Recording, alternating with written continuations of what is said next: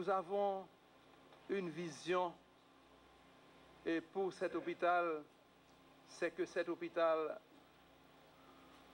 puisse servir. Et ce n'est pas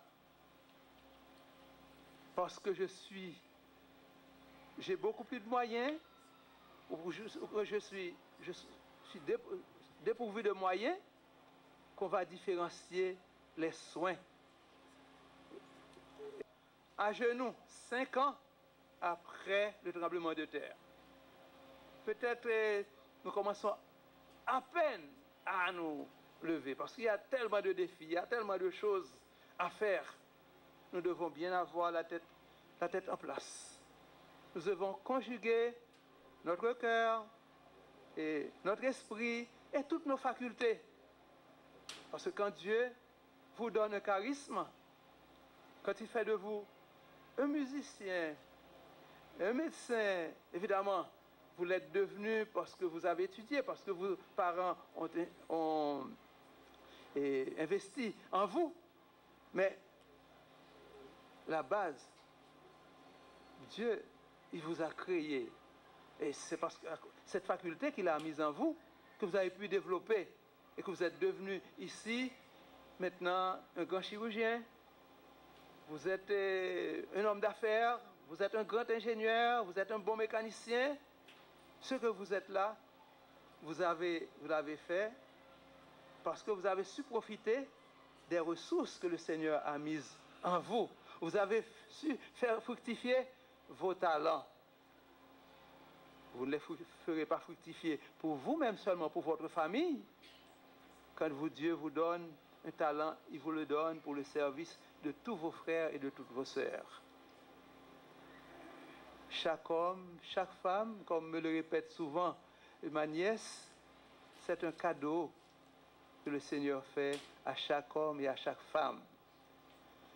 Cet hôpital, c'est un cadeau que le Seigneur nous a fait en passant par des hommes et des femmes qui se sont laissés attendrir, qui ont compati, mais pas seulement une compassion, et je dirais, afin qu'ils les mettent plus haut que nous, comme des gens qui vous apportent de l'argent, mais des gens qui se mettent à vous pour être davantage vos frères et vos sœurs.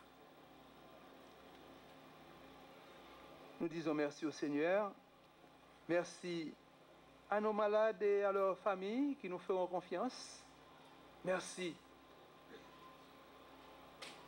Je dirais, pas beaucoup plus, mais au même degré, on serait tenté de le dire aussi un petit peu plus même à ceux qui viendront soigner les malades ici.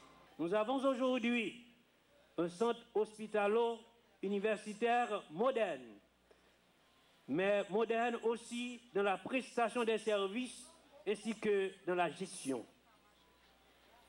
La phase 1 de la reconstruction a duré 3 ans, avec un montant de 22 750 000 $ américains. Construction, conception, préparation du site, construction, nettoyage, 16 250 000 $. Matériel médical, mobilier, connectivité, 2 millions de $. Les fonds de démarrage, 4,5 millions de $. Ça fait un total de 22 750 000 $. Nos donateurs, les membres de CHA, Catholic Health Association des États-Unis d'Amérique, nous donnent 8 500 000 $. CRS, Catholic Relief Services, et ses bailleurs, 12 750 000 $. Et la fondation de Sul Futuro de la République dominicaine nous donne 1,5 million de $. En plus, les 4 services de base, médecine interne, maternité, pédiatrie, chirurgie, l'hôpital de Saint-François de Sales offrira des services suivants: urgence, chimiothérapie, unité de soins intensifs, soins pastoraux, services de diagnostic avancés, surtout de la formation des professionnels de santé, médecins, infirmières, pharmaciens, technologistes médicaux, en partenariat avec l'UNDH. Et enfin, des services de santé communautaires. Je ne peux pas empêcher de dire un mot spécial aux étudiants en médecine et en soins infirmiers qui travaillent dans cet hôpital, et tout particulièrement aux étudiants, aux médecins et aux infirmières qui vont travailler dans cet hôpital, et tout particulièrement aux étudiants en médecine et en soins infirmiers qui représentent l'avenir de cet hôpital. Je porte sur moi l'approche de l'Université de Notre-Dame d'Haïti, et ceci en solidarité avec vous. Vous avez, avec l'Église, l'opportunité d'offrir des soins de santé à ce cher pays, ou à votre cher pays. Un hôpital catholique n'est pas simplement un bâtiment qui donne les soins de santé appropriés ou qui fait des opérations correctement. C'est cela, mais encore beaucoup plus. L'hôpital catholique doit être un endroit où les gens sentent que leur dignité d'enfant de Dieu est respectée, qu'ils soient riches ou pauvres, qu'ils soient jeunes ou âgés, quelle que soit leur religion, quelle que soit leur affiliation politique, et qu'ils soient nés ou non nés. Ce respect est au cœur de l'identité catholique de l'hôpital. For indeed, the people of Haiti, the bishops, the priests, the sisters, all of the faithful of Haiti are brothers and sisters to us. Parce que en réalité, je dois vous dire que tous les évêques, tous les prêtres, toutes les sœurs, les religieuses d'Haïti et tous les pratiquants et tous les croyants sont nos frères. And indeed, every human being on the island of Haiti is a brother and sister to each of us in the United States. Et je dois aussi ajouter que chaque être humain ici sur l'île d'Haïti représente un frère et une sœur pour nous aux États-Unis. And so the tragedy of the hospital of Saint Francois de Sales, the efforts were made by American joining with Haitian medical teams to work side by side. While the faithful of the United States of America, the Catholics were joined in prayer and also in our help of a generous support to brothers and sisters in Haiti. Donc, bien sûr, la tragédie de cet hôpital Saint-François de Sales et aussi les efforts qui ont été consentis par les médecins américains et les médecins haïtiens pour venir soigner ici les blessés. Donc je parle de toute l'équipe médicale qui a travaillé main dans la main, face à face ou côte à côte. Et je veux également mentionner tous les croyants et tous les participants et les millions de personnes qui ont prié avec ferveur pour le pays d'Haïti. And so tomorrow when I return to the United States of America, I will return with the happy report that 5 years after the terrible tragedy, the people of Haiti have restored the beautiful building that is the medical center of the hospital of St. Francis de Sales. L'État a l'impérieuse obligation de garantir le droit à la vie, à la santé, à tous les citoyens sans distinction, conformément à la Déclaration universelle des droits de l'homme. Cette citation est de la Constitution de notre pays, au chapitre 2, sur les droits fondamentaux du citoyen haïtien, en sa section A, titrée « Droit à la vie et à la santé ». La santé est donc un bien primordial qui ne peut être dissocié de la vie elle-même.